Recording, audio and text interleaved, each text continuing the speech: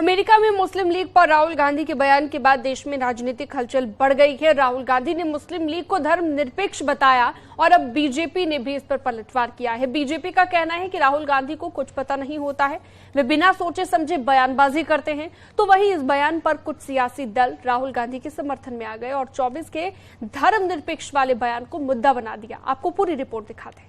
रहा है राहुल गांधी विदेशी धरती से पीएम मोदी पर लगातार निशाना साध रहे और मोदी विरोध में अपने ही देश के प्रधानमंत्री का अपमान कर रहे।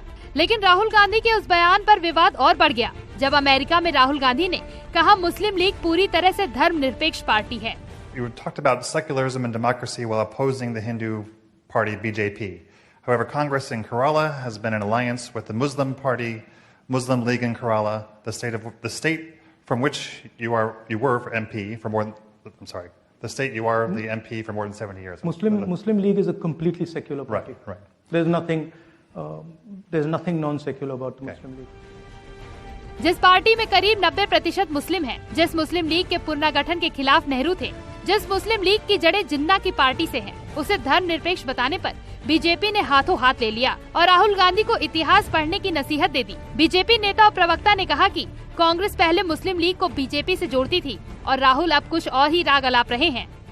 अब ये मुस्लिम लीग को भी धर्मनिरपेक्ष बता रहे हैं, जिन्होंने देश का विभाजन किया, जिनके द्वारा विभाजन का षड्यंत्र रचा गया और पाकिस्तान बनाया गया, उसमें सहयोगी बनी कांग्रेस। देश का विभाजन करने वाले लोग हैं और आज कांग्रेस हाशिए पर इसलिए पड़ी है कि देश के लोगों ने आदरणीय मोदी जी को स्वीकार किया। राहुल गांधी ने जो कहा है मैं उसे सहमत हूं। राहुल गांधी ने ये बात देश में भी कही है और विदेश में भी जाकर ये बात कही। पूरा विपक्ष एकजुट है, वज्रमुठ, और 24 में हम आज तो केंद्र की सरकार है, उनको हराएंगे। ये हमारा विश्वास और आत्मविश्वास दोनों भी। यूँ तो राहुल गांधी ने इन दिनों विवादित बयानबाजी वाली अपनी छवि बना ली है, लेकिन मुस्लिम लीग का इतिहास देखते हुए उनका बयान हैरान करने वाला है। मुस्लिम लीग का इतिहास।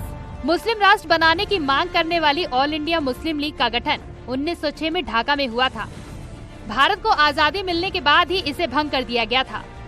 इसके बाद पाकिस्तान में मुस्लिम लीग और बांग्लादेश में ऑल इंडिया आवामी मुस्लिम लीग बनी और भारत में इंडियन यूनियन मुस्लिम लीग 1948 में अपने अस्तित्व में आई। बुद्धिजीवी IUML को जिन्ना की ऑल इंडिया मुस्लिम लीग की शाखा बताते हैं और यही वजह है कि राहुल गांधी के सेक्युलर वाले बयान पर संग्राम छिड़ा है। तो ये सेक्युलरिज्म बिल्कुल राहुल गांधी जी की और कांग्रेस पार्टी की बुद्धि के आधार के ऊपर मुस्लिम लीग जो कि 47 में बनी कैसे थी, ये कहते हैं साहब उस मुस्लिम लीग से कोई कनेक्शन नहीं। तो मैं बताना चाहता हूं, आज का पूरा साउथ इंडिया जिस मद्रास प्रेसिडेंसी में था, उसमें लगभग सारी सीटें जिन्ना की मुस्लिम लीग ने पाई थी। देश के विभाजन के लिए जिम्मेदार जो दल है, जो सोच है, वो तो सेकुलर कहलाती है, पर हिंदू टेरर हो जाता है, सैफरन टेरर हो जाता है। किस प्रकार से कृष्ण जी जिहाद का पाठ सिखा रहे थे अर्जुन जी को, ये भी कह लेते हैं। तो ये उनकी विकृत वोट बैंक की राजनीति के चलते इस प्रकार के वक्तव्य देते हैं। खैर, जिस तरह राहुल गांधी अपनी बयानबाजी से इन दिनों चर्चा में हैं, उसका विरोध भी हो रहा है। तो कुछ दल उनके उल जलूल बयानबाजी के समर्थन में भी हैं, क्योंकि 2024 में होने वाली लोकसभा चुनाव में और यहाँ रुकते एक छोटे से ब्रेक के लिए।